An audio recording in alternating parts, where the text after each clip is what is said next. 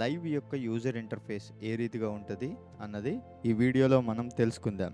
మనం user interface గురించి మనం వచ్చినట్లయితే ఈ పైన సెక్షన్ మనం టాప్ బార్ లేదా కంట్రోల్ బార్ అని అంటాం. లైవ్ని కంట్రోల్ చేయడానికి ఈ ఐటమ్స్ అన్నీ మనకి ఈ యొక్క ఆప్షన్స్ అన్నీ మనకి యూజ్ అవుతాయి. తర్వాత మనం చూసినట్లయితే ఈ సెక్షన్ అంతా మనం చూసినట్లయితే బ్రౌజర్ సెక్షన్ అనమాట. మనం దీన్ని ఇలా డ్రాగ్ అండ్ డ్రాప్ కూడా మనం సైజుని కూడా రీసైజ్ చేసుకోవచ్చు ఈ బ్రౌజర్ని.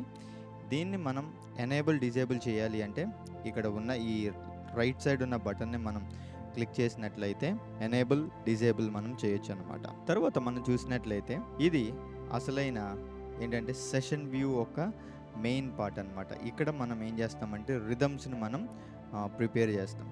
ఈ కింద సెక్షన్ మనం వచ్చినట్లయితే మిక్సర్ సెక్షన్ అనమాట.